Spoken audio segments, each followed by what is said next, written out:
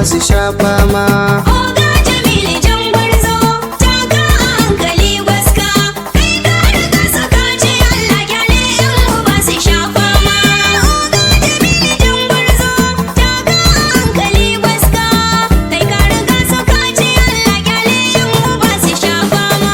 Allahu khaliqin kowa wanda shi yayi uwa uba guna, yayyo ni da kamar kowa a cikin al'umma ta manzona.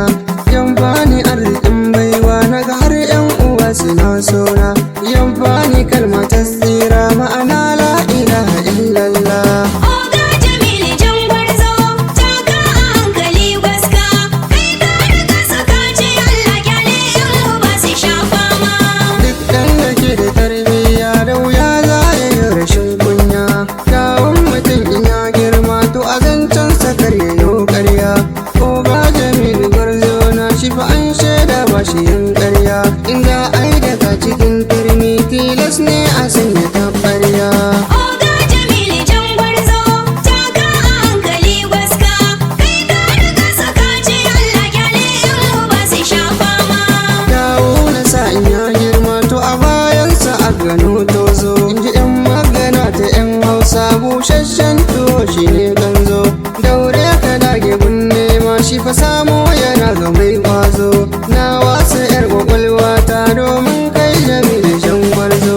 Oga Jamilu jan gwarzo, taka a hankali gwaska, kai ka riga saka ce Allah kyale yan uba su sha fama. Zakara in ya fara yin girma to anan za ya fara yin kara, ƙarfe da ƙarfe in ka buga to anan za ka ji su sun ƙara. Kaza in har ta soyin kwai to anan za ta fara yin kirkira, ko ma mutum makaho ne ai kare ba ya yin kamar kura. Oga Jamilu jan gwarzo, taka a hankali gwaska, kai ka riga saka ce Allah kyale yan uba su sha fama. Mai tace mai mun gane wai ashe ba ya cinye ɗan tauri, duk girman kare da izarsa a gaban kura ba shi yin kuri. Oga Jamilu mai kyauta inda yan baka ba shi makuri, Abdul Niga boy dan Hausa da abin wani ne ba na yin kuri.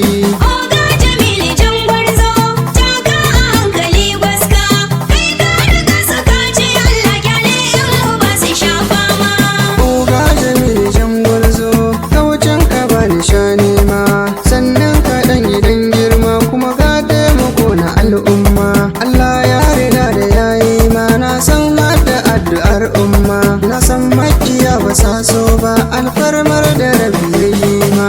Oga Jamilu jan gwarzo, taka a hankali gwaska, kai ka riga saka ce Allah kyale yan uba su sha fama. Tunda dai rabbi ya riga ya ma to ƙaryar mutum ya kwace ma, mai farar zuciya ta alfarma Allah